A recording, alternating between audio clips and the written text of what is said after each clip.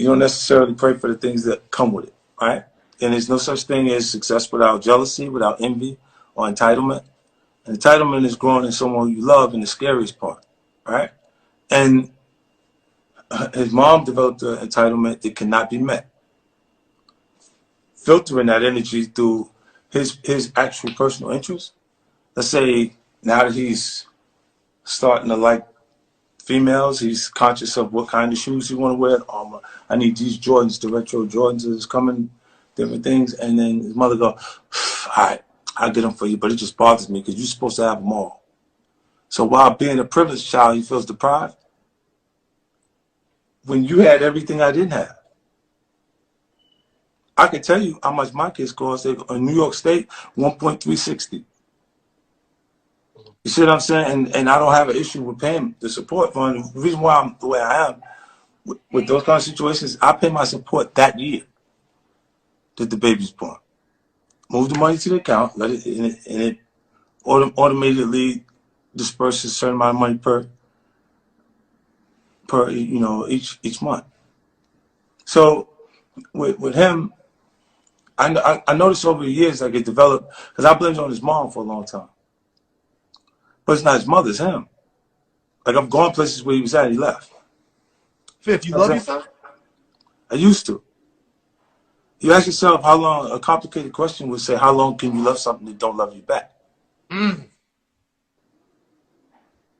You see, so in this experience, you look and you say, I didn't think success would cost me my firstborn, but it's the situation it is. Like my grandfather would say, if rather like a snake, if it's slither like a snake, is it a snake or do you need to be bit? Right? And that's the Aiken, South Carolina, and this the country, she'll say. And what he keeps saying is every time you see the boy, he show up with somebody you got a problem with. What does that day? People will always try to make relationships on a common bond of disliking someone. Like, be friends with you because your enemy is my enemy. Yeah. And he sees himself that way. To the extent where he's actually taking pictures with Preem's son or doing different things that, and you go, well, I'm like, I don't even understand where your motivation comes from with these things, but. Can you excuse any of that because of how young he is? No, he's 23 years old, 24 years old. It's not a baby no more, it's a grown man. See, I look at you as you've grown, your decisions that you make as you start to pass what they would have did to us. They would have charged me like an adult at 15. So at 23, it's like you grown in my head. My homeboys, they had their babies at 15. At that point in the neighborhood, that was when you actually got into, we started the sexual thing.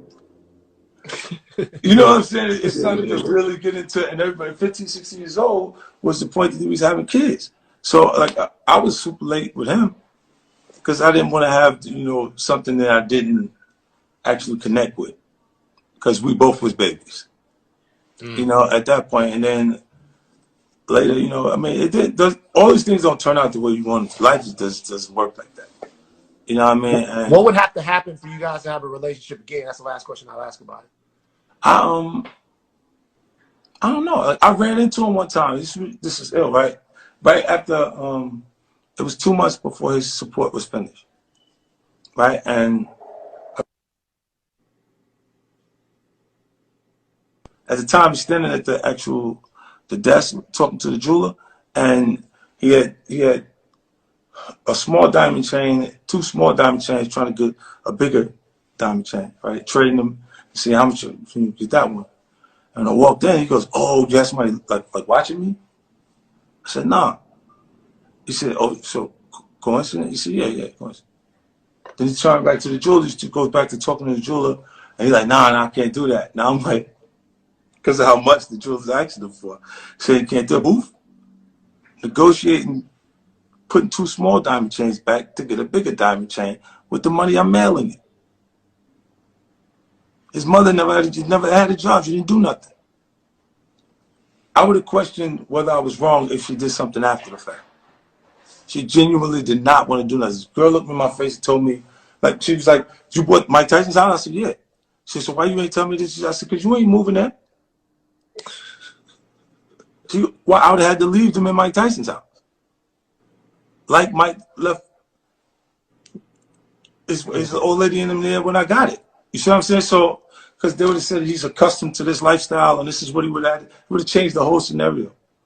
So when I said, nah, you got to go, you're going to get a place over here. I gave her the same money that I gave my grandmother to buy my grandmother's house, for her to pick out a house and buy her house. And you go there until you figure out what you want to do. You don't want to do nothing. You're not coming with me stand like that. She was like, you did it already. Don't nobody work if they don't have to work. You already did it. Mm-hmm. Feeling like the records you already sold. If I was thinking like that, that's who I was,